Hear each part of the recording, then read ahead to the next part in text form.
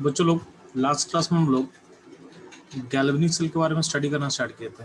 ठीक है, galvanic cell काम कैसे करता है, ठीक है, उसके अंदर हम लोग सॉल्ट ब्रिज का यूज क्यों करते हैं, ठीक, और उसका हम लोग वोल्टेज कैसे निकालते हैं। तो गैल्वेनिक सेल का दो हाफ सेल होता है, ऑक्सीडेशन हाफ और रिडक्शन हाफ।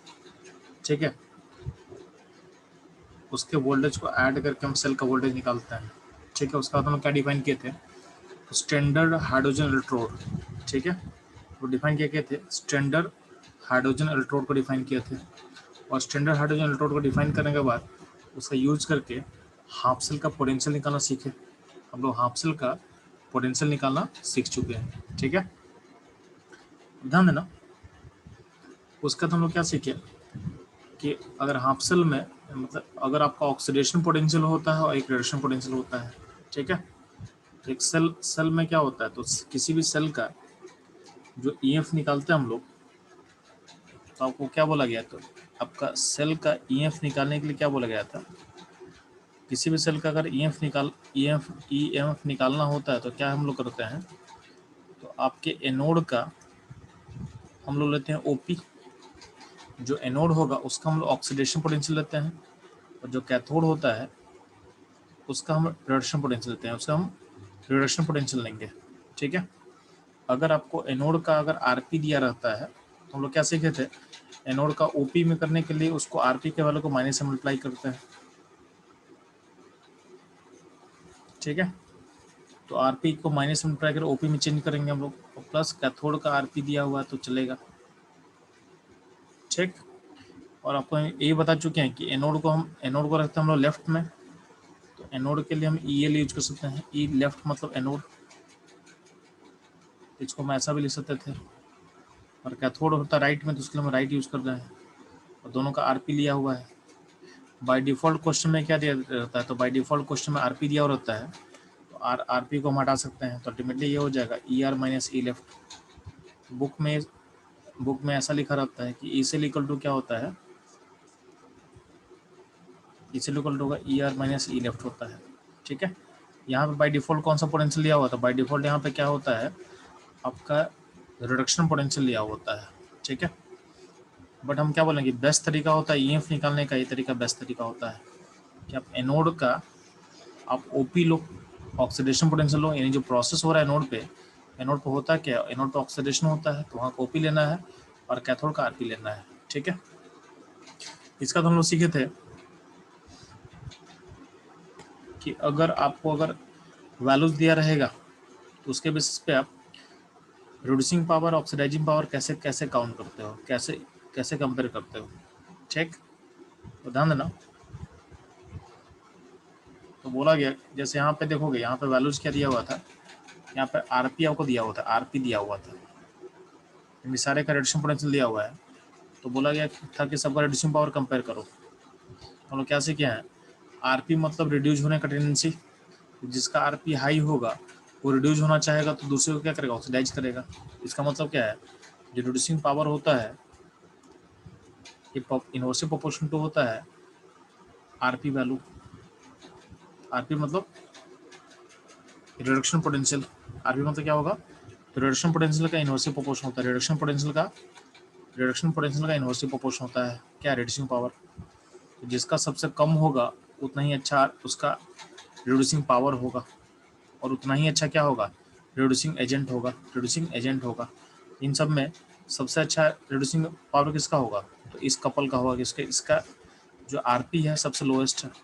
ठीक है, यानी एक यानी इसका रिड्यूसिंग पावर सबसे अच्छा होगा, यानी खुद को ये ऑक्सीडाइज करेगा, तो सबसे अच्छा रिड्यूसिंग पावर क्या होगा इसका। और इसमें क्या होता है, इसमें अगर बोलेगा कि इसमें रिड्यूसिंग एजेंट कौन सा है, तो रिड्यूसिंग एजेंट कौन होगा, जो के प्लस की के, तो हम लोग क्या सीखे थे कि रिड्यूसिंग एजेंट कौन होता है, जिसका ऑक्सीडेशन होता है, तो ऑक्सीडेशन किसका होगा, के का होगा। इस कपल में यानी के प्लस इन के में रिड्यूसिंग एजेंट होता है के। ठीक है, ये ध्यान देना। तो हम लोग डिस्कशन कर चुके हैं रिड्यूसिंग पावर क्या होता है, आरपी वैल्यू के इनवर्सली प्रोपोर्शन होता है, और ऑक्सीडेशन पोटेंशियल के डायरेक्टली प्रोपोर्शन होता है। ऑक्सीडेशन पोटेंशियल के क्या होता है, डायरेक्टली प्रोपोर्शन होता है। ठीक है, तो यहाँ आप लोग समझ में आ चुका है। अब ध्यान देना,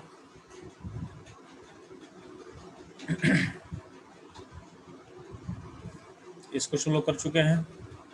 नेक्स्ट क्वेश्चन आपका दिया हुआ तो उसको भी हम लोग लास्ट क्लास में कवर कर चुके हैं। यहाँ पे सारे का ओपी वैल्यू दिया हुआ था, यहाँ पे सर का ऑक्सीडेशन पोटेंशियल दिया हुआ है। तो ऑक्सीडेशन पोटेंशियल अगर दिया रहेगा तो हम ध्यान देना, जो रिड्यूसिंग पावर होता है तो प्रोपोर्शन टू क्या होता है, ऑक्सीडेशन पोटेंशियल। ऑक्सीडेशन पोटेंशियल तो जिसका ऑक्सीडेशन पोटेंशियल मैक्सिमम होगा उसका रिड्यूसिंग पावर क्या होगा, हाई होगा, यानी उतना ही अच्छा क्या होगा, रिड्यूसिंग एजेंट होगा। जैसे मान लें अगर इसमें बोलेंगे इस कपल में यानी बेस्ट सबसे इसका ओपी वैल्यू हाईएस्ट है, ये क्या होगा, ये होगा बेस्ट रिड्यूसिंग पावर होगा इसके पास। अब इस सिस्टम में बोलेंगे कि कौन सा रिड्यूसिंग एजेंट होगा तो क्या बोलोगे, इसका रिड्यूसिंग एजेंट कौन होगा जी, इसका रिड्यूसिंग एजेंट होगा लिथियम। कौन होगा, लिथियम होगा। ठीक है,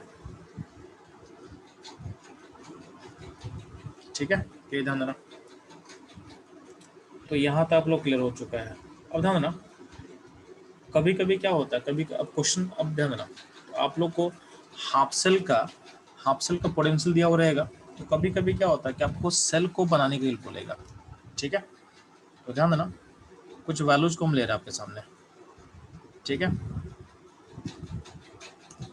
तो अगर आपके सामने कुछ वैल्यूज हम ले रहे हैं कुछ इलेक्ट्रोड्स का, ठीक है, तो मेरा पहला इलेक्ट्रोड का वैल्यू जो है के प्लस है, से के का वैल्यू है -2.97, पहला हो गया। सेकंड किसको मान रहे हैं, तो सेकंड मान लेते हैं आपका, एक सेकंड, तो सेकंड हमें जूम कर रहे हैं क्रोमियम को। ठीक है, तो मैग्नीशियम है, क्रोमियम है। ठीक है, तो सेकंड हो गया मान लेते हैं कि Mg+2 से Mg, इसका वैल्यू दिया -2.34। थर्ड वैल्यू दिया मान लेते हैं, थर्ड वैल्यू दिया आपका क्रोमियम का Cr+3 से Cr का, इसका वैल्यू क्या दिया हुआ, तो इसका वैल्यू ध्यान देना, इसका वैल्यू दिया हुआ है -0.74, -0.74।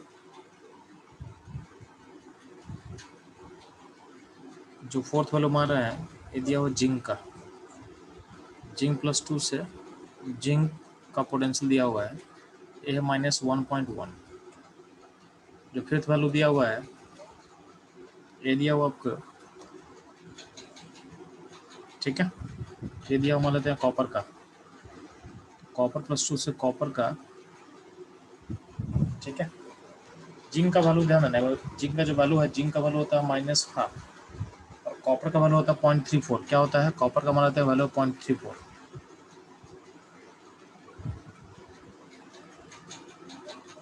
प्लस 0.34 दिया हुआ है आपके पास। ठीक है, 6 नंबर मान लेते हैं कैल्शियम का दिया हुआ है, तो कैल्शियम का ओपी दिया हुआ आपको, Ca से C+2 मान लेते हैं, कैल्शियम का ओपी दिया हुआ है और ओपी का वैल्यू कैल्शियम का लिया हुआ है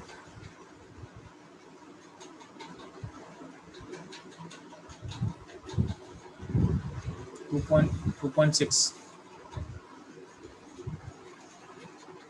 तो कैल्शियम का ओपी कितना दिया, 2.6 दिया हुआ है। ठीक है, कुछ सेल एज्यूम कर रहे हैं हम लोग, कुछ सेल हमें जूम कर रहे हैं। ठीक है, मतलब कुछ हाफ सेल आपको दिया हुआ है। अब मेरा क्वेश्चन क्या है ध्यान देना, तो बोला गया है क्वेश्चन, ध्यान देना,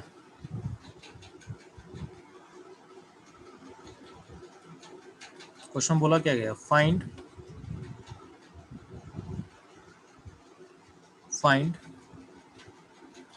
anode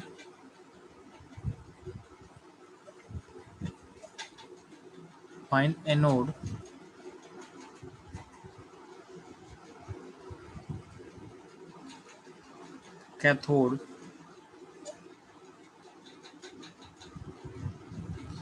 find anode cathode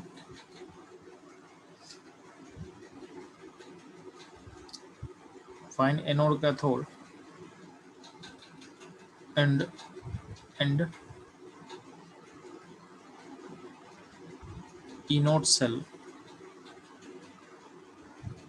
find anode cathode and anode cell.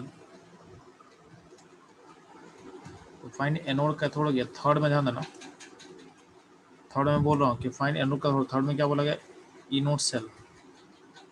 तो सेल का एनोड पता करना है, ठीक है, सेल का एनोड पता करना है, find anode cathode and anode cell, ठीक है। इन फोर्थ क्या है,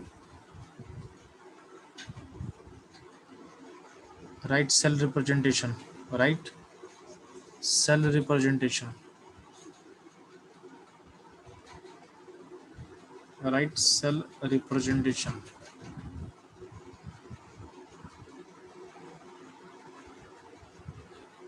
राइट सेल रिप्रेजेंटेशन, एक सेकेंड, राइट सेल रिप्रेजेंटेशन। तो आपको एनोड पता करना है, कैथोड पता करना है, आपको एनोड सेल पता करना है, एंड राइट सेल रिप्रेजेंटेशन, आपको सेल को रिप्रेजेंट करना भी आना चाहिए। तो राइट सेल रिप्रेजेंटेशन, ठीक है, of following combination, following combination, of following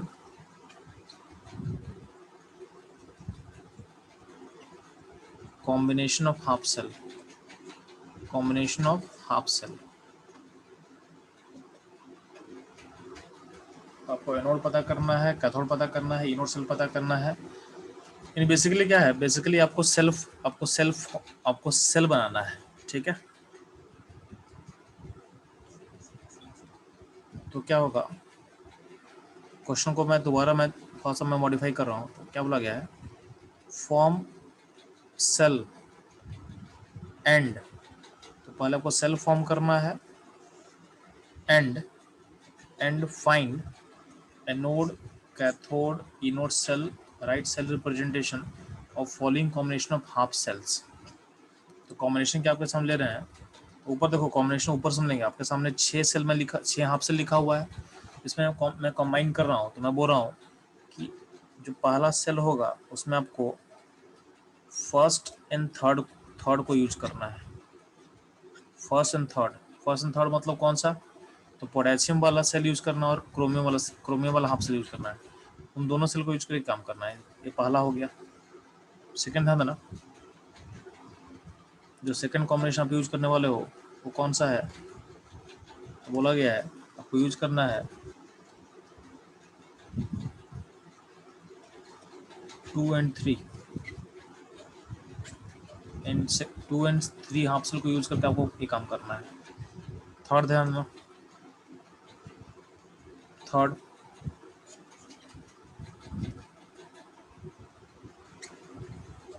तो थर्ड में बोला गया है 4 and 5, तो 4 and 5 को आपको यूज करना है और ये काम करना है, ठीक है। उसके अलावा क्या बोल सकते हैं, तो आपको यूज करना है 1 and 6, लास्ट में बोल रहा हूँ कि आप 1 and 6 को यूज करोगे, 1 and 6, 1 and 6, ठीक है। इसमें से पहला क्वेश्चन मैं ट्राई बना दे रहा हूँ और सेकंड यानी BCD आप बनाओगे, ठीक है। तो फर्स्ट क्वेश्चन मैं ट्राई कर दे रहा हूँ, ठीक। तो चलते हैं पहले क्वेश्चन में। हमको सेल फॉर्म करना है, एनोड कैथोड पता करना है, एनोड सेल पता करना है, एंड हमको सेल को रिप्रेजेंट भी करना है। यानी इसमें एक और चीज ऐड कर देना है, जो फिफ्थ पॉइंट होगा, तो राइट सेल रिप्रेजेंट अब पहला होगा, फिफ्थ होगा write cell reaction, write cell reaction. तो आपको सेल का रिएक्शन भी लिखना है, तो राइट सेल रिएक्शन, ठीक।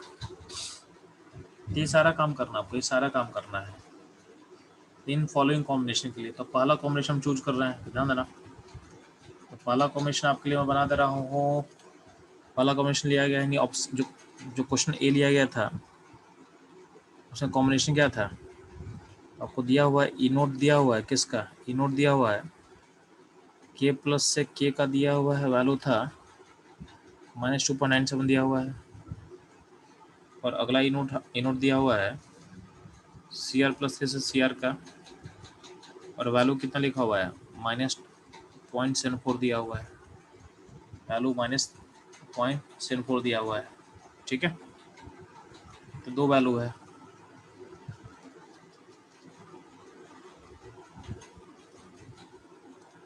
ठीक है, -0.74। चेक, यानी दोनों का क्या दिया हुआ, दोनों का आरपी दिया हुआ है, दोनों का, इसका भी आरपी दिया हुआ है, आरपी मतलब रिडक्शन पोटेंशियल, और इसका भी आरपी दिया हुआ, इसका भी, ये भी क्या है, ये भी इसका रिडक्शन पोटेंशियल दिया हुआ है। ठीक है, और ध्यान देना इन दोनों को यूज करके मेरे को सेल बनाना है, तो ध्यान देना सेल का अपना एक एनोड होता है, सेल का एनोड होगा और कैथोड होगा। तो सेल का एनोड किसको लेंगे जी, तो बोला क्या गया है, अगर आरपी दिया हुआ रहता है, आरपी दिया हुआ रहेगा, जिसका आरपी कम होता है एनोड, तो आरपी कम किसका है, आरपी कम है के वाले का, तो आपका एनोड की तरह काम करेगा। तो जो के है, अब एनोड पे होता क्या, ऑक्सीडेशन होता है, तो यहाँ पे एनोड यानी इस इलेक्ट्रोड को आप बनाओगे अपना एनोड, और ये बन गया आपका कैथोड। तो जब ये आरपी दिया रहेगा, तो आरपी में जिसका आरपी कम होता है उसको लेते हैं हम एनोड। ठीक है, और एनोड पे प्रोसेस क्या होता है, ऑक्सीडेशन, तो आपको एनोड कैथोड मिल गया। ठीक है, अब ध्यान ना, अब सेल का अगर हमको इनोड निकालना है, सेल का हमको अगर इनोड निकालना है, इनोड सेल में क्या करते हैं जी, आपको क्या बताएं कि जो उसको एनोड चूज करो उसको ओपी चाहिए, और जिसको कैथोड चूज करो उसको आरपी चाहिए आपको। तो इनोड निकालने के लिए एनोड का ओपी चाहिए और कैथोड का क्या चाहिए, हमको आरपी चाहिए। तो एनोड का आपको आरपी दिया हुआ है, उसको ओपी में चेंज करना, ओपी में कैसे चेंज करेंगे, तो जो गिवन वैल्यू उसको माइनस से मल्टीप्लाई कर देना, ये ओपी में चेंज हो जाएगा। ओपी में चेंज करने के लिए क्या करेंगे, माइनस से मल्टीप्लाई करेंगे तो वैल्यू क्या हो जाएगा, 2.97 हो जाएगा, 2.97 हो जाएगा। तो ये होगा एनोड का ओपी, एनोड का ऑक्सीडेशन पोटेंशियल। और कैथोड का आपको आरपी चाहिए, तो कैथोड का आरपी आपको दिया हुआ है, तो कोई दिक्कत नहीं, आरपी वैल्यू पुट कर देना, तो -0.74। इन दोनों को निकाल दे तो आपको इनोड सेल मिल जाएगा। इनोड सेल कितना मिलेगा जी, तो अब निकालोगे तो कितना हो जाएगा, यहाँ 3 होगा, 2 होगा, तो 2.23 वोल्ट हो जाएगा। ये हो जाएगा आपका इनोड सेल, ये हो जाएगा आपका इनोड सेल। ठीक है, जैसे सब इनोड सेल निकाल लिए। अब क्या बोला गया था कि इसका रिएक्शन लिखना है, तो देखो वहाँ पे क्या क्या हम लोग निकाल चुके हैं। तो हम लोग एनोड निकाल लिए, कौन सा होगा, कैथोड निकाल लिए, कौन सा होगा, इनोड सेल निकाल लिए। तो अगला पॉइंट है कि सेल को रिप्रेजेंट करना है। तो सेल को रिप्रेजेंट करना बहुत सिंपल होता है। तो सेल को रिप्रेजेंट करने के लिए क्या करते हैं, सेल पहले तो सेल रिएक्शन लिखते हैं। तो एनोड पे कौन सा रिएक्शन होगा जी, एनोड पे होगा। तो बात करें सेल रिएक्शन का, तो एनोड पे रिएक्शन, एनोड का हाफ रिएक्शन क्या होगा, यहाँ पे ऑक्सीडेशन हाफ लिखते हैं हम लोग। तो ऑक्सीडेशन हाफ लिखेंगे तो पोटेशियम का ऑक्सीडेशन हाफ कैसे लिखेंगे जी, तो के जाएगा के प्लस में, और यहाँ पे इलेक्ट्रॉन लूज करेगा, ये हो गया इसका ऑक्सीडेशन हाफ। कैथोड का लेंगे रिडक्शन हाफ, कैथोड पे क्या होता है रिडक्शन, तो हाँ लिखेंगे रिडक्शन हाफ। तो रिडक्शन हाफ में क्या लिखेंगे जी, यहाँ पे लिखेंगे आप लोग Cr+3 है, 3 इलेक्ट्रॉन गेन करेगा, तो क्या बन जाएगा, Cr बन जाएगा। ठीक है, यहाँ एक्वस होता है, यहाँ भी एक्वस होता है, आयन मतलब एक्वस, और यहाँ सॉलिड लिख दोगे आप, यहाँ पे लिख दोगे सॉलिड, ये हो गया हाफ सेल। अब इस रिएक्शन इस अब नेट सेल रिएक्शन क्या होगा, तो नेट सेल रिएक्शन में दोनों को जोड़ना पड़ेगा। तो नेट सेल रिएक्शन कैसे लिखते हैं जी, तो आपको ऐसा लिखना है कि आपको इलेक्ट्रॉन जो है, इलेक्ट्रॉन को कैंसिल करना दोनों साइड से, आपके इलेक्ट्रॉन को दोनों साइड से क्या करना है, आपको कैंसिल करना है, क्या करना है, कैंसिल करना है। कैंसिल कैसे होगा, तो जब ऑक्सीडेशन वाले को 3 से मल्टीप्लाई कर दो, ऑक्सीडेशन वाले को 3 से मल्टीप्लाई कर दो, यानी इसको आप 3 से मल्टीप्लाई करने वाले हो। ठीक है, तो नेट सेल में इसको आप 3 से मल्टीप्लाई करोगे तो क्या होगा, इसका इलेक्ट्रॉन और यहाँ का इलेक्ट्रॉन क्या होगा, कैंसिल कर जाएगा। तो अल्टीमेटली नेट सेल रिएक्शन में का मतलब क्या होता है, इलेक्ट्रॉन को नहीं, इलेक्ट्रॉन आपके सिस्टम में नहीं होना चाहिए। अल्टीमेटली नेट सेल रिएक्शन क्या होगा, 3K plus Cr plus 3 gives 3K plus 3 chromium. ये हो गया नेट सेल रिएक्शन, ये हो गया आपका नेट सेल रिएक्शन, ये हो गया आपका नेट सेल रिएक्शन। तो ध्यान देना, आपको ये भी पता करना होता है समटाइम कि जो नेट सेल रिएक्शन होता है उसमें कितना इलेक्ट्रॉन इन्वॉल्व होगा। तो इसमें ध्यान देना, जो नंबर इलेक्ट्रॉन कितना इन्वॉल्व होगा, तो आपको दिख रहा है कि क्रोमियम 3 इलेक्ट्रॉन गेन कर रहा है और पोटेशियम 3 इलेक्ट्रॉन लूज कर रहा है। आपको नेट कभी कभी बोला जाता है कि नेट सेल रिएक्शन में कितना इलेक्ट्रॉन इन्वॉल्व है इस प्रोसेस में। आप देखोगे कि क्रोमियम, देखो जितना इलेक्ट्रॉन लूज करेगा उतना ही गेन करेगा, क्योंकि सिस्टम कनेक्टेड है, तो जितना लॉस होगा उतना ही गेन होगा। तो दिख रहा है कि क्रोमियम प्लस 3 3 इलेक्ट्रॉन गेन कर रहा है। यहाँ था ना, यहाँ पे क्रोमियम के पास 3 मत अप्लाई करना है, 3 नहीं, यहाँ पे सिर्फ क्रोमियम होगा, ठीक है। 3 यहाँ मल्टीप्लाई नहीं करना हमको, ठीक। तो ये आपका रिएक्शन है। इस रिएक्शन में ध्यान देना कि क्रोमियम 3 इलेक्ट्रॉन क्या कर रहा है, गेन कर रहा है। क्रोमियम 3 इलेक्ट्रॉन गेन कर रहा है तो पोटेशियम 3 लूज कर रहा है। तो सब में अल्टीमेटली इसमें जो n बोलते हैं, n मतलब इसका n हो गया 3। इस n का मतलब क्या होता है, n का मतलब होता है नंबर ऑफ इलेक्ट्रॉन इन्वॉल्व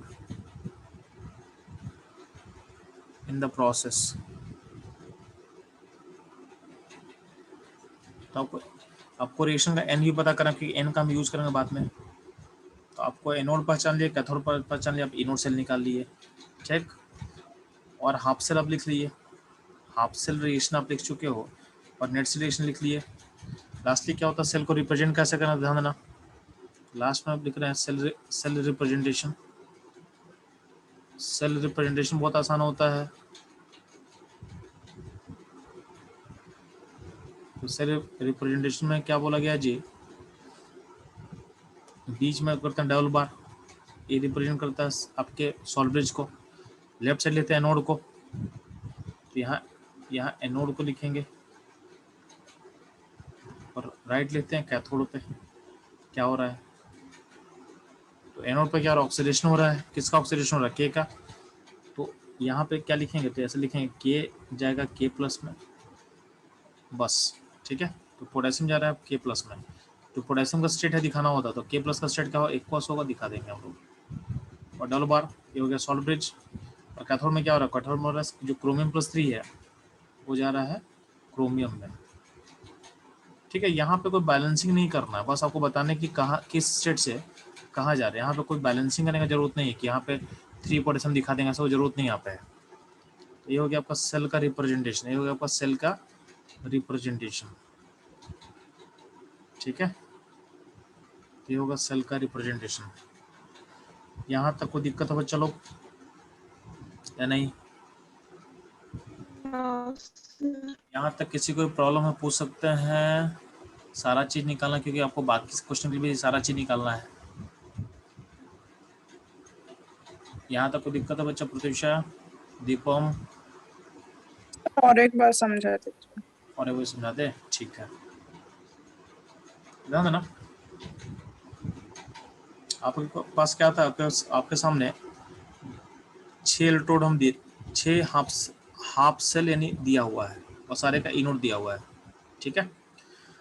तो 1 से लेकर 5 तक आपको आरपी दिया हुआ है, यानी देखो प्रोसेस रिडक्शन है, तो रिडक्शन प्रोसेस होगा तो उसका आरपी दिया हुआ है सबका। और 6 वाले में हम ओपी दे दिए आपके लिए, ठीक है। आपको क्वेश्चन बताएगा नहीं, आपको क्वेश्चन बताएगा नहीं ओपी कैसे पहचानेंगे। तो देखो यहाँ पे कैल्शियम ऑक्सीडाइज हुआ है, तो ऑक्सीडाइज का वोल्टेज है, मतलब ऑक्सीडेशन पोटेंशियल दिया हुआ है, ठीक है।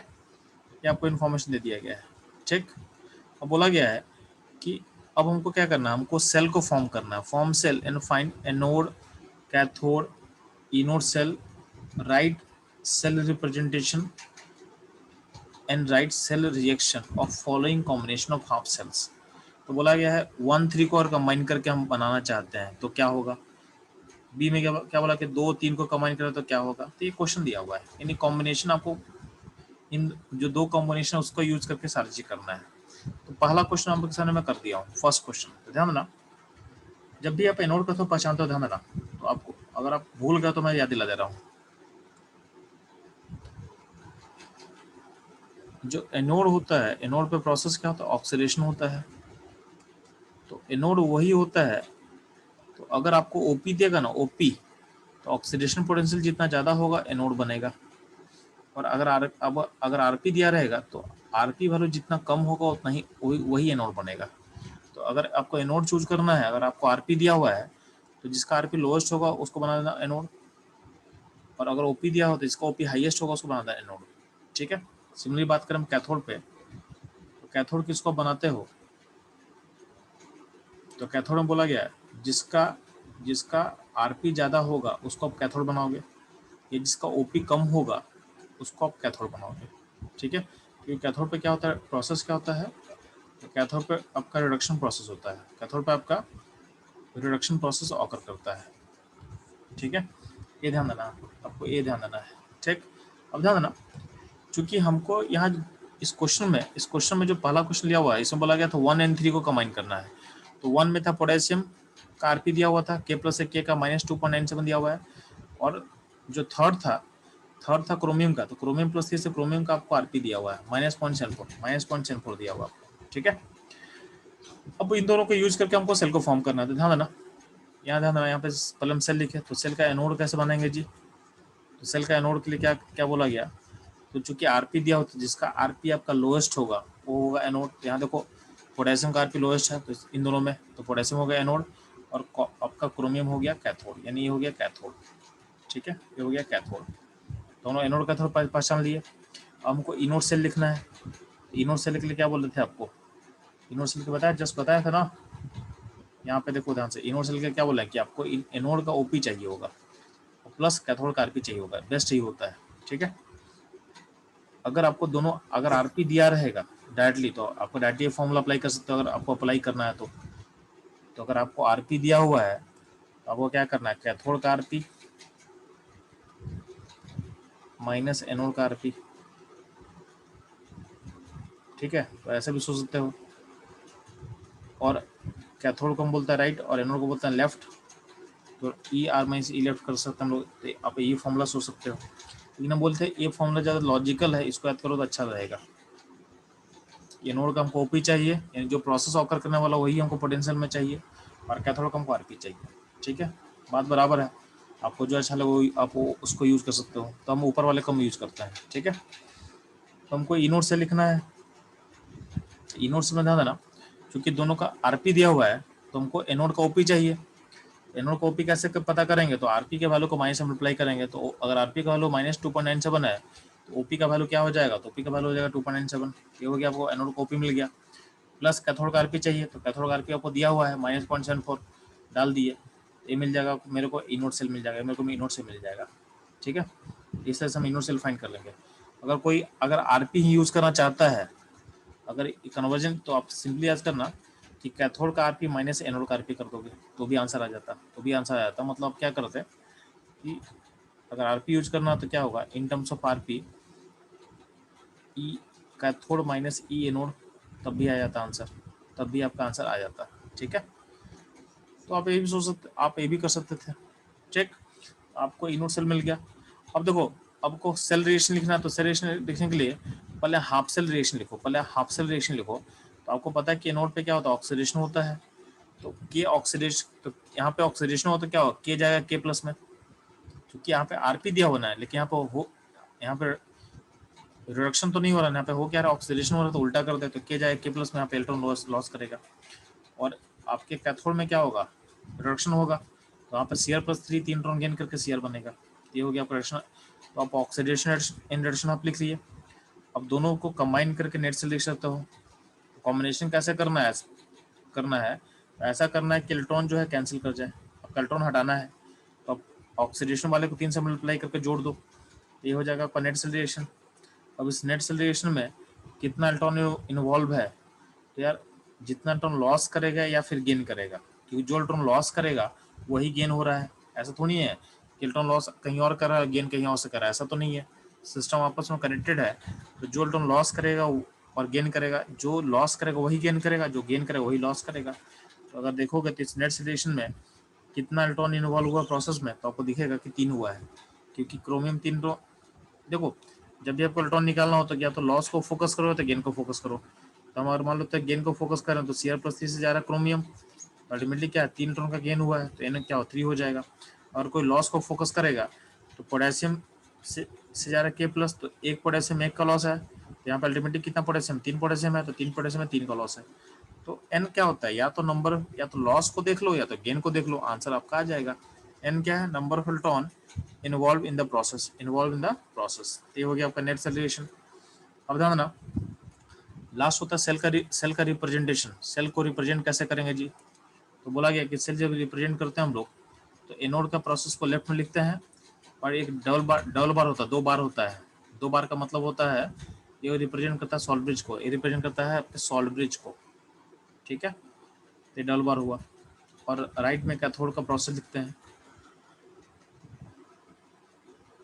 अब एनोड का प्रोसेस ऑक्सीडेशन होता है, तो ऑक्सीडेशन किसका हुआ है, के का हुआ, तो के जिससे K+ गया है, ठीक है। और कैथोड में रिडक्शन किसका हुआ, तो Cr+3 से Cr गया है, तो लिख दिए। हाँ, जब सेल को रिप्रेजेंट करते हो तो आपको बैलेंसिंग का नीड नहीं है कि यहाँ ये मत दिखाएं यहाँ दिखाएं, ये जरूरत नहीं है कि यहाँ पे 3 के जाएगा। बस ये बताना है कि सिस्टम कहाँ से कहाँ मूव किया है, आपको उसको बैलेंस करके दिखाने का कोई नीड नहीं है, कोई नीड नहीं है। तो सेल रिप्रेजेंटेशन का मतलब होता है एनोड का ऑक्सीडेशन में किसका ऑक्सीडेशन कहाँ से कहाँ हुआ है, और कैथोड में अगर रिडक्शन हो रहा है तो कहाँ से कहाँ हुआ है, ये आपको समझ में आना चाहिए, ठीक है। ये रहा पूरा प्रोसेस, ठीक है। और कोई डाउट यस सर। समझ में आ गया? Yes sir. यही चैलेंज होता है, मतलब इस चैप्टर का सबसे चैलेंजिंग पार्ट यही था समझाने के लिए। यहाँ तक क्लियर हो तो चैप्टर बहुत स्मूथली आपको समझ में आ जाएगा, ठीक है। तो पहला जो हर्डल था हम लोग क्रॉस कर लिए, अगर ये समझ में आ चुका है आप लोग को तो। मतलब इलेक्ट्रोकेमिस्ट्री का जो चैप्टर है आपके CBSE बोर्ड में भी बहुत इंपॉर्टेंट है, उसमें से 3 मार्क्स का न्यूमेरिकल यहीं से आता है। इस टाइप का न्यूमेरिकल 3 मार्क्स का आएगा आपसे, ठीक है। और इतना समझ में आएगा तो आप लोग का 3 मार्क्स का चीज कंफर्म हो गया है, ठीक है। अब आप लोग क्या करना है, बाकी क्वेश्चन सॉल्व करो सेम तरीके से। B, C और D को सारा निकालना आपको, ठीक है। जो जो अभी हम निकाले थे वही चीज़ आपको सारे के लिए निकालना है, ठीक है। तो B के लिए निकालना है, C के लिए निकालना है, D के लिए निकालना है। इसको आप लोग सॉल्व करोगे तो टाइम दो और सॉल्व करो, क्योंकि यहाँ पर अगर फंस जाओगे ना तो आगे हर जगह फंसोगे। तो BCD बनाओ, ठीक है। कॉपी पेन ले लेना है अपने एंड पे और सॉल्व करना है, जहाँ प्रॉब्लम हो पूछ सकते हो आप लोग, क्योंकि BCD अगर सॉल्व नहीं होगा ना तो आगे जाने से कोई फायदा नहीं है, ठीक है। इसे आप लोग अपने कॉपी पेन में बना के सॉल्व करो, ठीक है।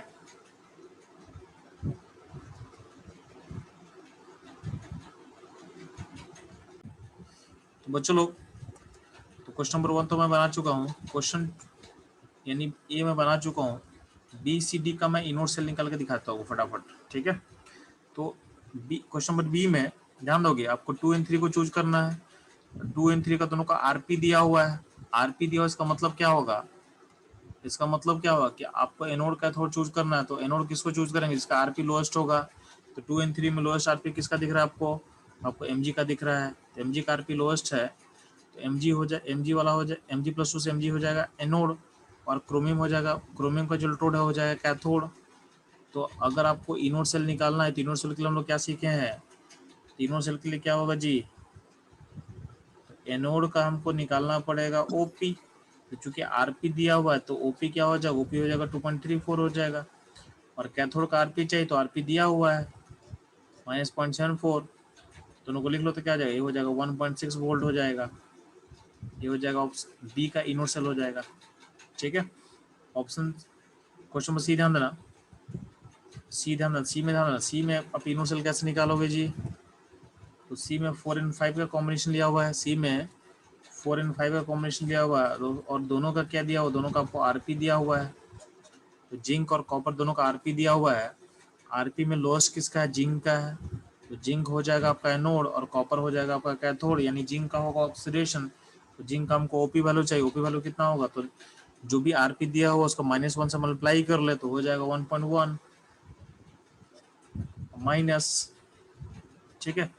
1.1 होगा इन प्लस, क्या करेंगे प्लस कर लेंगे। कॉपर वाले का हमको RP चाहिए, ठीक है। कॉपर वाले का हमको RP चाहिए, ठीक। तो RP चाहिए तो क्या करेंगे, कॉपर का RP दिया हुआ कितना दिया, 0.34 दिया हुआ प्लस में, दोनों को जोड़ देना। तो आंसर हो जाएगा कितना, 1.44 हो जाएगा। ठीक है, तो ये हो जाएगा ऑप्शन यस सी का। ऑप्शन डी ध्यान देना, डी में हम लोग 1 और 6 लेंगे। अब ध्यान देना, गौर करना कि 1 का दिया हुआ आरपी और 6 का दिया हुआ ओपी, इसका आपको ओपी दिया हुआ है, इसका आपको आरपी दिया हुआ है। तो ओपी आरपी दिया हुआ तो आपको दोनों को आरपी में चेंज कर लो या दोनों को ओपी में चेंज कर लो। ठीक है, सिंपल सा बात है ना कि अगर दोनों का अलग अलग दिया रहता तो आपको एनोड कैथोड चूज करना है, दोनों को किसी को सबको एक में लाओ। तो हम क्या कर रहे हैं, इसको आरपी में चेंज कर दे रहे हैं। आरपी में चेंज करेंगे मतलब क्या होगा, इसका -2.6 होगा, तो के वाले का होगा -2.97 है और कैल्शियम का हो जाएगा -2.6 हो जाएगा। तो किसका आरपी लोएस्ट आपको दिख रहा है, तो हमको लोएस्ट आरपी दिख रहा है पोटेशियम वाले का। तो पोटेशियम हो जाएगा आपका क्या, एनोड, और कैल्शियम हो जाएगा कैथोड। या उल्टा सोच सकते थे आप, दोनों को ओपी में चेंज कर लेते, तो कैल्शियम का ओपी दिया हुआ 2.6 और पोटेशियम का आरपी को ओपी में चेंज करेंगे, क्या करेंगे, माइनस से मल्टीप्लाई कर देते तो हो जाता 2.97। तो 2.97 और 2.6 में बड़ा कौन होगा, तो बड़ा होगा 2.97, तो ओपी बड़ा होगा पोटेशियम वाले का। जिसका ओपी बड़ा होता है वो होता है नोड। तो दोनों से आप चूज कर सकते हो, यानी जो डी सेल है, डी में जो अगर इनोड सेल निकालोगे तो एनोड कौन होगा, पोटेशियम वाला, तो उसका हमको ओपी चाहिए। ओपी कितना हो जाएगा, तो 2.97 हो जाएगा, और प्लस हमको कैथोड का आरपी चाहिए। तो कैथोड का आरपी यानी, तो कैथोड तो यहाँ पे कैल्शियम वाला है और इसका ओपी दिया हुआ है, हमको आरपी चाहिए, तो क्या होगा, ओपी को माइनस से मल्टीप्लाई कर, तो माइनस मल्टीप्लाई कर तो कितना हो जाएगा, तो माइनस हो जाएगा 2.6 हो जाएगा। अब इसको तुम जोड़ेगा तो वैल्यू कितना हो जाता है, वैल्यू हो जाएगा ये 0.37 वोल्ट। तो ऑप्शन डी का इनोड सेल निकल गया। बाकी अब एनोड का थोड़ा हम लोग पहचान लिया, इनोड सेल हम लोग निकाल चुके हैं। बाकी प्रोसेस आप सिंपल कर देना, सेल को रिप्रेजेंट करना है और सेल रिएक्शन करना है, आप आराम से आप खुद से लिख सकते हो। ठीक है, तो इसको कर लेना। ठीक है, तो यस सर ये रहा ऑल अबाउट इनोड कैलकुलेशन। ठीक है, तो सेल को बनाएंगे कैसे, एनोड कैथोड कैसे पहचानेंगे, इनोड कैसे लिखेंगे, प्रोसेस आपको समझ में आ गया है। ठीक है,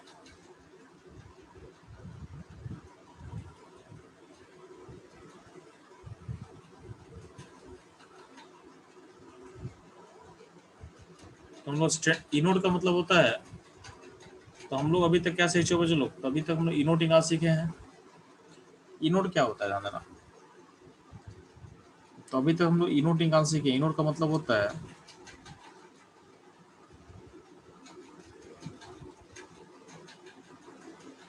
तो इनोड सेल का मतलब होता है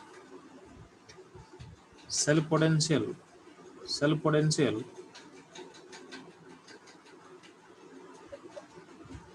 eight at standard condition, at standard condition. तो ये हम निकालना सीख चुके हैं। तो cell potential at standard condition, और इनोड सेल क्या होता है, कांस्टेंट होता है। क्या होता है, कांस्टेंट होता है। देखोगे अभी जितना भी इनोड निकालते हैं उसमें कांस्टेंट वैल्यू होता है, क्योंकि कंडीशन कांस्टेंट है तो आपका वैल्यू भी कांस्टेंट होगा। और स्टैंडर्ड कंडीशन होता क्या है, तो बोला गया है कोई भी गैस होगा, गैस का जो प्रेशर होगा उसको आप 1 बार लोगे, और कोई भी अगर एक्वस होगा, एक्वस का जो कॉन्सेंट्रेशन होगा, कॉन्सेंट्रेशन को 1 मोलर लेना है। क्या लेना है, 1 मोलर लेना है। और जो टेम्परेचर होता है, टेम्परेचर को लेना है 298 केल्विन। तो इस कंडीशन को बोला गया है स्टैंडर्ड कंडीशन। क्या बोला गया है, स्टैंडर्ड कंडीशन। उस पॉइंट पे तो किसी भी सेल का पोटेंशियल क्या होता है, कांस्टेंट होता है, उसको हम बोलते हैं इनोड सेल। अगर मान लेते हैं at any condition, at any condition जो सेल का पोटेंशियल होता है, तो एट एनी कंडीशन जो सेल पोटेंशियल होता है उसको बोलते हैं ई सेल बोलते हैं। उसको हम बोलते हैं, चलो ई सेल बोलते हैं। क्या बोलते हैं, ई सेल बोलते हैं। तो एट एनी अदर पॉइंट बोलते हैं हम लोग ई सेल बोलते हैं। ठीक है, तो ई नोड सेल मतलब कंडीशन स्टैंडर्ड होगा, उस टाइम के पोटेंशियल को बोला गया है क्या, ई नोड सेल बोला गया है। और किसी और कंडीशन पे जो होता है उसको बोला गया है, उसको बोला गया है ई सेल बोला गया है। क्या बोला गया है, ई सेल बोला गया है। ठीक है, ये ध्यान देना। तो आखिर तो अब पॉइंट ये है कि हम लोग ई नोड सेल निकालना सीख चुके हैं। तो हम लोग इनोड सेल निकालना सीख चुके हैं हम लोग, ठीक है। अभी जस्ट हम लोग सीखे थे सेल को फ्रेम कैसे करेंगे, इनोड सेल कैसे निकालेंगे, अभी जस्ट हम लोग सीखे हैं सारा केस का।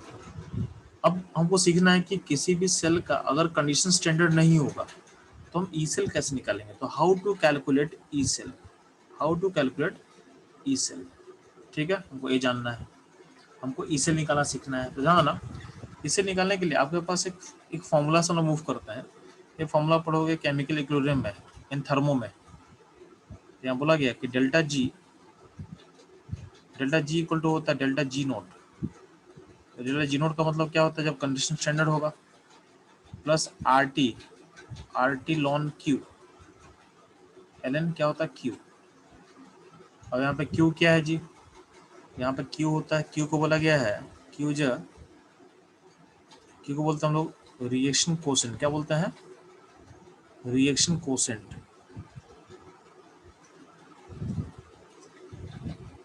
ठीक है। तो ये इसको सोच सकते हो। अब ध्यान देना, हम लोग सीख चुके डेल्टा जी, हम लोग जानते हैं कि डेल्टा जी को हम क्या लिख सकते हैं, माइनस एन एफ ई, ये हो गया डेल्टा जी के बदले लिख सकते हैं हम लोग। यहाँ पे एफ क्या है, तो एफ है फैराडे कांस्टेंट।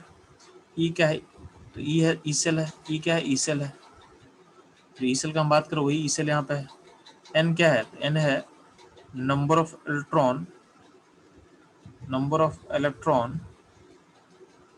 involved in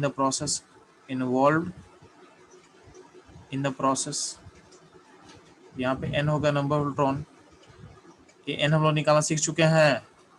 अब लोग ध्यान देना, n का मतलब ध्यान देना, जैसे मान लो कि इस केस में तो कहाँ पे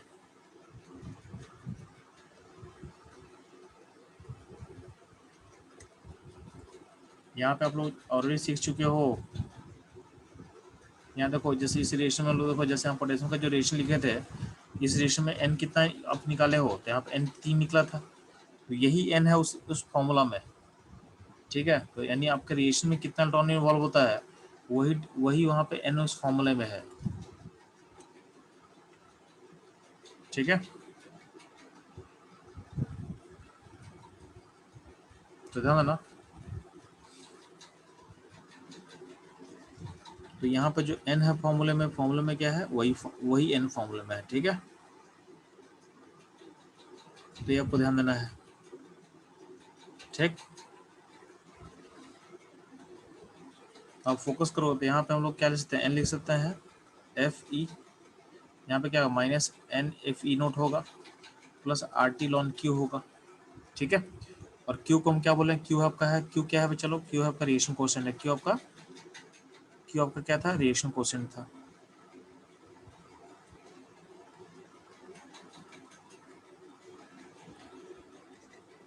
अब क्या होता है, हम लोग क्या करते हैं, इस पूरे इक्वेशन को हम माइनस एन एफ से डिवाइड कर देते हैं। तो माइनस एन एफ से डिवाइड करते हैं तो आपका इक्वेशन ऐसा हो जाएगा, E cell equal to E naught cell minus R T by N F ln Q हो जाएगा। क्या हो जाएगा, लॉन क्यू हो जाएगा। अब जो लॉन है, लॉन क्यू को लॉग में अगर चेंज करना तो क्या लिखना पड़ेगा, तो लॉग में लिखने के लिए क्या होगा, 2.303, इसको लॉग क्यू लिख सकते हो, लॉग क्यू लिख सकते हो, तो वही यहाँ पे लिखा गया है। तो अगला रिलेशन जो आपका जो ई सेल होगा इक्वल टू क्या, E naught cell minus 2.303 R T by N F हो जाएगा, लॉग क्यू हो जाएगा। तो ये आपका अगला एक्सप्रेशन होगा, ठीक है। ये आपका अगला एक्सप्रेशन होगा,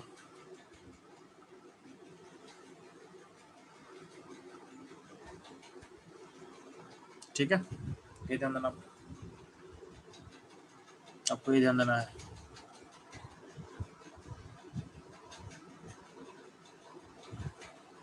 अब ध्यान देना, अगर मान लेते हैं कि इस एक्सप्रेशन में जो एक्सप्रेशन है, यानी आप जहाँ पे एक्सप्रेशन बिल्ड किए हो,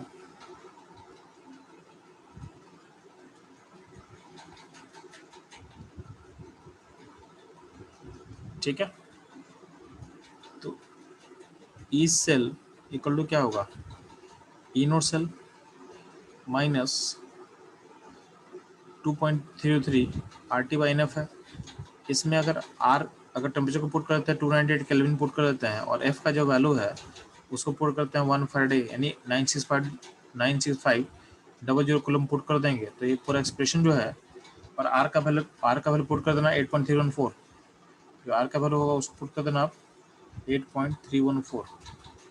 तो जो पूरा एक्सप्रेशन है वो कन्वर्ट हो जाएगा इसमें, तो आपका हो जाएगा E naught cell equal to क्या होगा, ई सेल, यानी ई सेल इक्वल टू क्या हो जाएगा, E naught cell minus 0.059 by N log cube, तो इसमें कन्वर्ट हो जाएगा।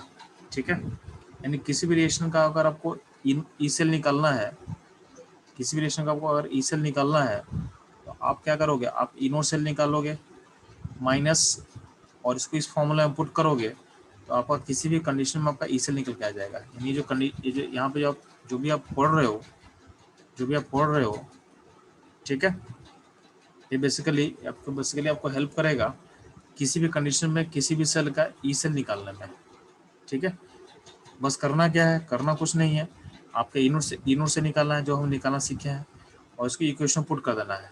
तो ई नोट सेल हो गया, उस रिएक्शन का एन निकाल लोगे, एन निकालना आसान था, और माइनस 0.059 लॉग क्यू। तो लॉग क्यू क्या होता है, क्यू आपको सिखाएंगे अभी हम क्यू कैसे निकालते हैं, यानी रिएक्शन कोएफिशिएंट निकालना आपको सिखाएंगे अभी हम। ठीक है, तो बस क्यू अगर लिखना सीख गया, लॉग क्यू लिखोगे तो आप अल्टीमेटली आपको ई से निकल के आ जाएगा, ठीक है। और इस इक्वेशन को बोला गया है नॉस इक्वेशन। क्या बोला गया है, NERNST, नॉर्स इक्वेशन। तो नॉर्स इक्वेशन बेसिकली एक रिलेशन है जो किसी भी कंडीशन में किसी भी सेल का EMF निकालने में हमको हेल्प करता है। ठीक है, इसको बोला गया है नॉर्स इक्वेशन। क्या बोला गया है, नॉर्स इक्वेशन। ठीक, अब ध्यान देना, तो पॉइंट है कि क्यू कैसे लिखते हैं, तो ध्यान देना। तो पॉइंट है how to write Q. Point क्या आपके पास है, how to write Q.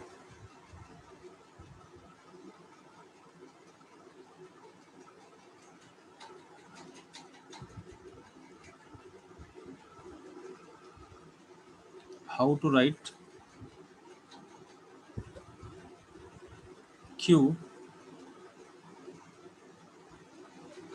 Q मतलब रिएक्शन कोसेंट। क्यू मतलब क्या होता है, रिएक्शन कोसेंट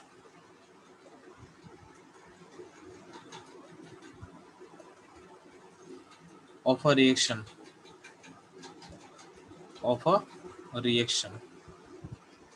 तो ध्यान देना, बहुत सिंपल है। आपको एग्जाम्पल समझाते हैं। जब भी आपके पास कोई रिएक्शन लिखा रहेगा ना, मान लेते हैं कि ऐसा कुछ होगा, एक सिंगल रिएक्शन लिख रहा है, आपको लिखना आ जाएगा। जब भी आपके पास लिखा, मान लेते हैं कि 2A एक्वस है, 3B सॉलिड है मान लेते हैं। ठीक है, 2A एक्वस है, 3B सॉलिड है, एंड 4C गैस है मान लेते हैं। ठीक है, गिव्स 3D एक्वस है, 4E लिक्विड है मान लेते हैं, लिक्विड, और 3F मान लेते हैं गैस है, 3F गैस है। इसका क्यू कैसे होता है, तो ध्यान, क्यू जब लिखोगे तो क्यू के एक्सप्रेशन में ध्यान देना, जो भी गैस होगा उसका प्रेशर, तो पहले लिखना राइट वाला, पहले आपका राइट वाला होगा, पहले राइट वाला। राइट में कौन कौन है, डी है, ई है और एफ है, डी ई और एफ है। तो ध्यान देना, आप जब क्यू लिखते हो तो आप लिक्विड को मत लेना, लिक्विड को मत काउंट करना। तो यहाँ पे ई लिक्विड है, इसको आप काउंट मत करना, इसको काउंट नहीं करना है, ठीक है। बस हो गया, एक्वस एंड गैस काउंट होगा, लिक्विड एंड सॉलिड काउंट नहीं होता है, ई और बी को काउंट मत करना। आपके क्यू वाले एक्सप्रेशन में लिक्विड और सॉलिड को काउंट नहीं करते हम लोग, बस क्या काउंट करते हैं, गैस और एक्वस को। ठीक है, एक्वस का लेते हैं हम लोग मोलरिटी यानी कॉन्सेंट्रेशन लेते हैं।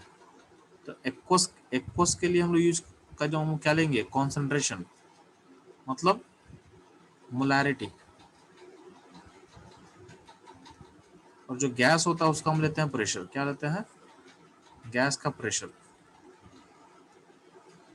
तो पहले लेना राइट वाला यानी प्रोडक्ट साइड का। यहाँ पे डी एक्वस है और आपका एफ गैस है, तो डी का लगेगा कॉन्सेंट्रेशन, डी का होगा मोलरिटी, और इसका जो कोफिशिएंट हो जाएगा पावर में, ठीक है। और एफ का लोगे प्रेशर, तो प्रेशर ऑफ एफ, और पावर इसका कोफिशिएंट कितना 3 है, तो 3 पावर में आ जाएगा, ठीक। सिमिलरली बात करते हैं हम लोग ए का। तो लेफ्ट से तो ऊपर राइट वाला ऊपर लेंगे, यानी राइट वाला होगा न्यूमरेटर में और लेफ्ट में लेंगे डिनोमिनेटर में। तो लेफ्ट में ए एक्वस और सी क्या है, गैस है, तो एक्वस का लेना है कॉन्सेंट्रेशन यानी मोलरिटी लेना है, तो उसका स्क्वायर कर देना है, जो कोफिशिएंट होता जाता है पावर में, ठीक है। और सी क्या होता है, गैस, तो गैस का लोगे आप प्रेशर, तो प्रेशर ऑफ गैस का पावर 4, ठीक है। इससे सब क्यू, इससे सब रिएक्शन का क्यू लिखते हो, इससे सब रिएक्शन का क्यू लिखते हो। गैस के लिए प्रेशर लेना है और एक्वस के लिए क्या लेना है आपको, कॉन्सेंट्रेशन लेना है। बेसिकली आप लोग कोई चीज़ सीखे हो आप लोग केमिकल इक्विलिब्रियम में, केमिकल इक्विलिब्रियम में आपको लिखना सिखाया गया होगा रिएक्शन क्वोशिएंट कैसे लिखते हैं या फिर इक्विलिब्रियम कांस्टेंट कैसे लिखते हैं। तो बस हम उसको रिकैप करते रहें कि ऐसे आपको सोचना है। अगर इसमें आप लोग समझ में आ गया है तो आप कुछ क्वेश्चन दें, उसमें आपको लिख के दिखाओ मेरे को, ठीक है। जैसे मान लेते हैं कि अगर आपको क्वेश्चन दिया होगा, चलो कि 3K solid plus Cr plus 3 aqueous है, गिब्स 3K प्लस एक्वस होगा और प्लस Cr प्लस 3 सॉलिड होगा, Cr सॉलिड होगा। इसका क्यू कैसे लिखोगे जी, तो सिंपल साइज का क्यू में क्या क्या होगा, तो राइट वाला में क्या होगा जी, किसको लेंगे किसको नहीं लेंगे, दीपम किसको लेंगे बच्चा, के को लेंगे। के को लेंगे। क्रोमियम सॉलिड नहीं लेंगे, तो क्रोमियम सॉलिड है नहीं लेना है, इसको नहीं लेना है, इसको नहीं, और इसको लेफ्ट में पोटेशियम को नहीं लेना है, तो लेना किसको, हमको के को लेना है। अब के को लेंगे तो राइट में के है, तो राइट वाला ऊपर आएगा न्यूमरेटर में आएगा, तो के को लेंगे तो के का पावर कितना होगा, उसका कोफिशिएंट 3 है तो 3 को पावर ले लो। और लेफ्ट में कौन होगा, Cr होगा, क्रोमियम। तो इसका पावर कोफिशिएंट 1 है, तो बस पावर के लेंगे जी, 1 रहेगा पावर, ये हो जाएगा आपका क्यू, ये हो जाएगा आपका क्यू, ठीक है। सिमिलरली आप बताओगे मेरे को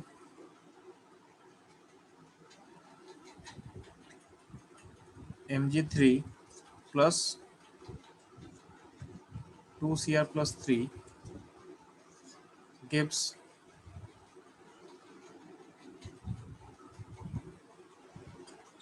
3Mg plus 2 aqueous plus 2Cr solid. इसका क्यू कैसे लिखोगे जी,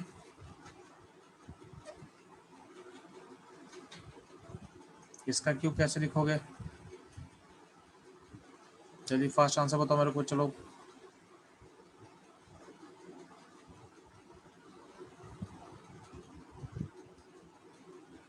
इसका क्यू कैसे लिखना बच्चों लोग। राइट में किसको लेंगे किसको नहीं लेंगे, तो राइट वाले में से इसको नहीं लेना है, सॉलिड को नहीं लेंगे, mg बस लेंगे Mg वाले को लेंगे, तो राइट से बस Mg आएगा, राइट से बस कौन सा आएगा जी, राइट से बस Mg आएगा, और लेफ्ट से कौन आएगा, Cr Cr आएगा। इसका क्यू क्या हो जाएगा,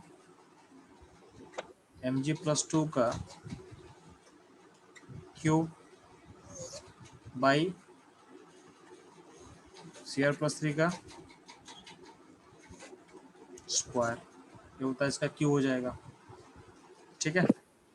ये ध्यान देना। और दो क्वेश्चन लिख लो आप लोग, जैसे मान लो ऐसा क्वेश्चन अगर रहेगा आपके पास,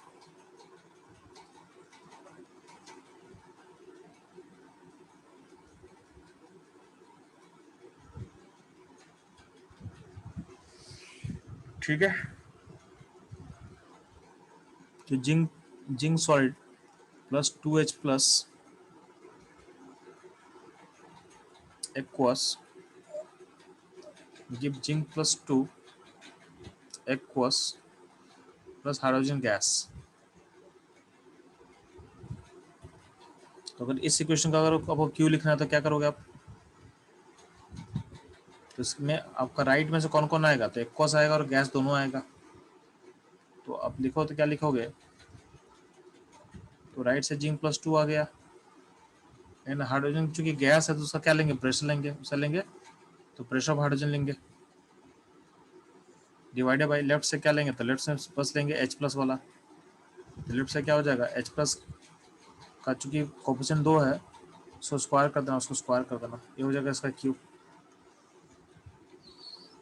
ठीक, तो इस तरह से आपको सोचना है। मान लेते एक और क्वेश्चन लेते हैं लिए हम, और पास ऐसा है CO+2 है, एक्वस है, H2 गैस है, और अगर ऐसा बन रहा है कि CO सॉलिड बन रहा है +2H+ एक्वस में जा रहा है, इसका क्यू कैसे लिखेंगे जी हम लोग? इसका क्यू क्या होगा जी?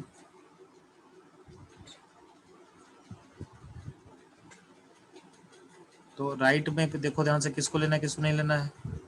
तो राइट में आपको H को लोगे, कॉपर सॉल्ट को नहीं लोगे, तो अल्टीमेटली क्या H+ एक्वस है, तो क्या H+ का कोफिशिएंट कितना है जी? 2 है, तो क्या स्क्वायर कर लोगे आप। नीचे क्या होगा? नीचे आपका कॉपर एक्वस और H2 गैस है, तो कॉपर एक्वस का कॉन्सेंट्रेशन ले लेना, और हाइड्रोजन का क्या होगा? हाइड्रोजन का प्रेशर ले लोगे, ये हो जाएगा क्यू, ये हो जाएगा क्यू। क्यू कैसे लिखते हैं समझ में आपको कि नहीं? अब चलो, यस सर। ठीक है, आप लोग कोई दिक्कत है यहाँ तक क्यू लिखने में? No sir. No sir. ठीक है, क्यू क्लियर होगा, क्यू कैसे लिखते हैं हम लोग। तो किसी भी रिएक्शन का क्यू लिखना समझ में आया आप लोग को? अब ध्यान देना, जब आपका रिएक्शन, ध्यान देना, जब भी रिएक्शन, ध्यान दोगे, जब भी कोई रिएक्शन रिवर्सिबल होता है, मतलब रिएक्शन आप लोग पढ़ोगे इक्विलिब्रियम में रिवर्सल रिएक्शन R से P, तो R से P का ध्यान देना, इसके लिए Q होता है और K होता है एक। तो Q क्या होगा? तो P का कॉन्सेंट्रेशन बाय R का कॉन्सेंट्रेशन, तो Q और K सेम ही चीज होता है, दोनों मतलब सेम। K मतलब Q मतलब रिएक्शन कोसेंट,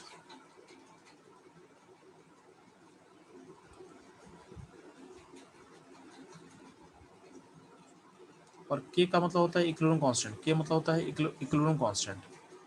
दोनों दोनों का मतलब सेम रेशियो होता है, दोनों का मतलब सेम रेशियो होता है, इक्विलिब्रियम कांस्टेंट।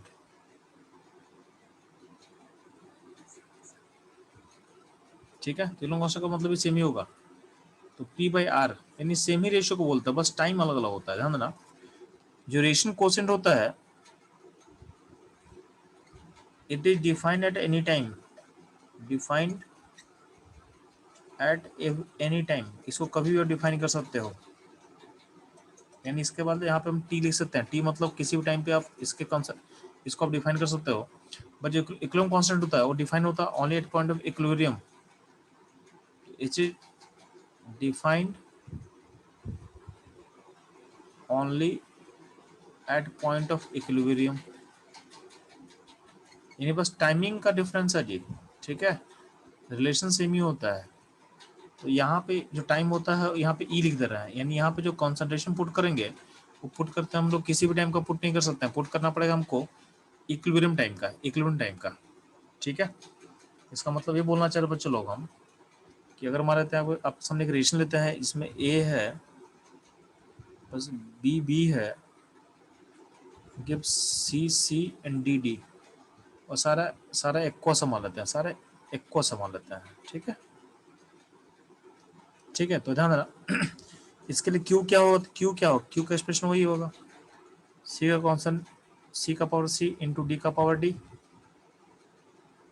यानी कोफिशिएंट जा रहा है पावर में, ए का पावर ए और बी का पावर बी। और इसके लिए के क्या होगा? तो के भी सेम ही चीज होगा, डिफरेंस बस यही होगा कि के जो हम लिखेंगे वो बस डिफाइन होता है एट इक्विलिब्रियम पॉइंट पे, यानी जहाँ पे जो कंसंट्रेशन जो आप ले रहे हो वो लोग आप इक्विलिब्रियम पॉइंट का।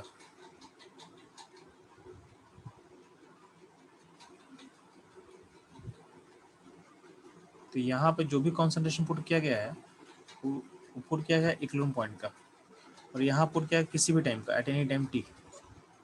इसका मतलब क्या है कि Q हमेशा डिफाइन होता है और K डिफाइन होता है at point of on equilibrium. अब ध्यान देना, अगर Q का वैल्यू आप निकालोगे, Q का वैल्यू एट इक्विलिब्रियम पॉइंट पर निकालोगे तो इक्वल टू हो जाएगा K। तो Q at equilibrium is known as K। Same ratio है ना, तो अगर मान लेते हैं अगर Q अगर बोल रहे हैं Q हमेशा डिफाइन है तो Q इक्विलिब्रियम पॉइंट पर डिफाइन होगा। इक्विलिब्रियम पॉइंट का जो वैल्यू पुट करोगे उसी को हम K बोलते हैं। तो Q का जो वैल्यू है इक्विलिब्रियम पॉइंट का वही होता है K, वही होता है K। ठीक है, तो इसका मतलब है कि किसी भी क्वेश्चन बोलेंगे इसका K क्या होगा, तो K बहुत सिंपल है, Q है वही K होगा। तो इसका वो K अगर आपसे बोलेगा कि K लिखना है तो K कैसे लिखोगे, चलो तो K लिखने के लिए सिंपल है, वही रेशियो फिर से लिख दो, G+2 into P of S2 divided by H+ का स्क्वायर। ठीक है, तो वही रेशियो लिख देना है। बस आपको ये ध्यान देना है कि जो यहाँ पे जो वैल्यूज पुट करेंगे वो वैल्यूज होगा किसका, तो वैल्यूज होगा इक्विलिब्रियम पॉइंट का। ठीक है, रेशियो वही रहेगा, रेशियो में कोई दिक्कत नहीं है। ये बात समझ में आया आप लोग को भी, चलो कि नहीं बच्चे समझ में आया बात, तो ये बात समझ में आया बच्चों लोग, यस सर। क्लियर यहाँ तक है? Yes, sir. तो ये चीज ध्यान देना कि एट पॉइंट ऑफ इक्विलिब्रियम और बोल सकते हैं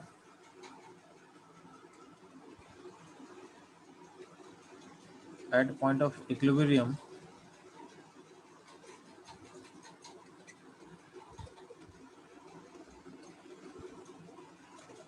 जो Q होता है इक्वल टू क्या हो जाता है, K हो जाता है।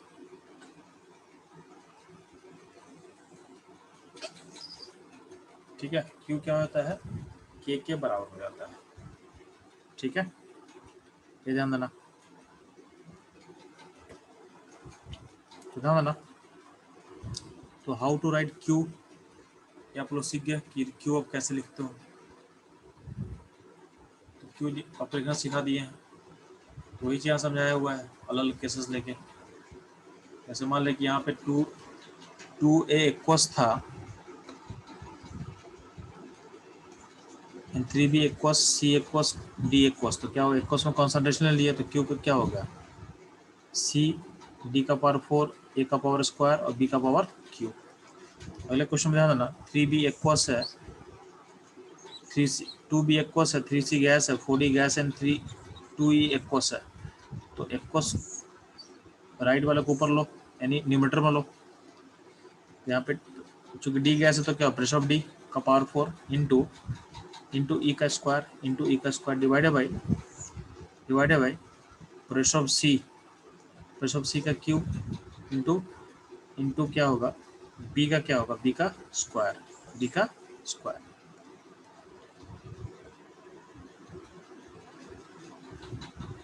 अब ध्यान दोगे ये रहेगा, हम लोग क्यों लिखना सीख चुके हैं हम लोग।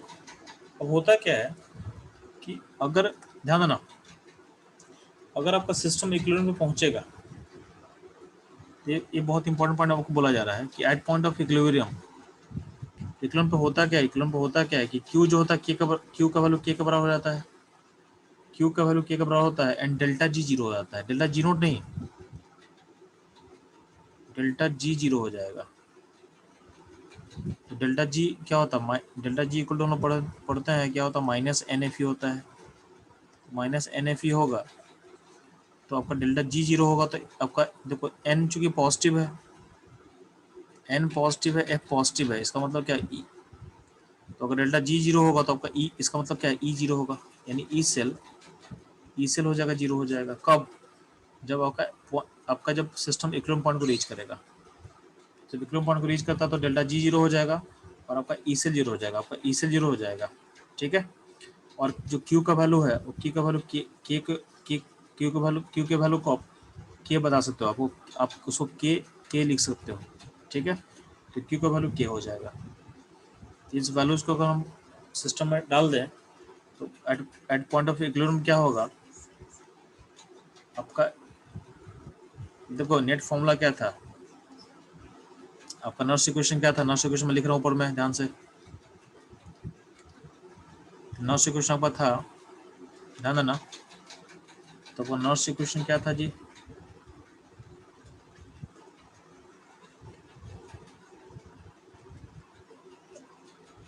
नॉट इक्वेशन था ई सेल इक्वल टू क्या था, E naught cell minus 0.059 by N log Q था। अब ध्यान देना, अगर इक्विलिब्रियम पॉइंट होगा तो क्या करोगे, ई सेल को क्या करना है, जीरो करना है, तो ई सेल हो जाएगा जीरो, ई सेल हो जाएगा जीरो कब, इक्विलिब्रियम पॉइंट पे। और क्यू क्या हो जाएगा, क्यू क्यू के इक्वल टू क्या हो जाएगा, के हो जाएगा। अब इसके वैल्यूज को पुट कर दो तो आपके पास हो जाएगा E naught cell minus 0.059 by N log के इक्वल टू क्या हो जाएगा, जीरो हो जाएगा, यानी ई सेल होगा जीरो।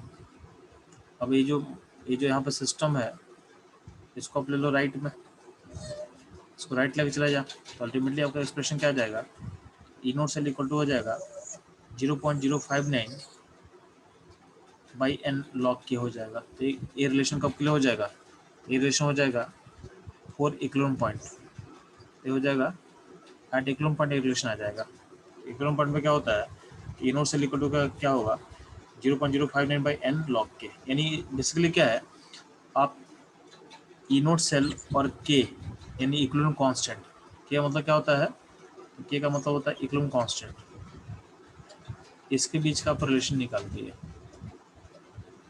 ई नोट सेल आप और इक्विलिब्रियम कांस्टेंट का रिलेशन आप निकाल चुके हैं। ठीक है, ये रिलेशन इंपॉर्टेंट है, आपको याद रखना है। ठीक, नॉर्स इक्वेशन आपको याद रखना है कि नॉर्स इक्वेशन क्या होता है।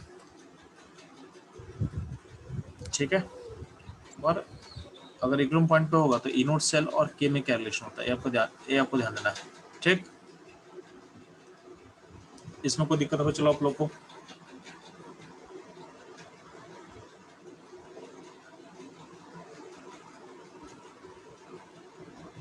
यहाँ तक कोई दिक्कत हो चलो, नो सर। नहीं, ठीक है,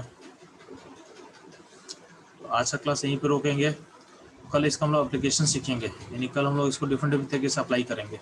ठीक है, तो आप लोग का काम है यहाँ तक टॉपिक को अच्छे से रिकैप करके रखना। ठीक है।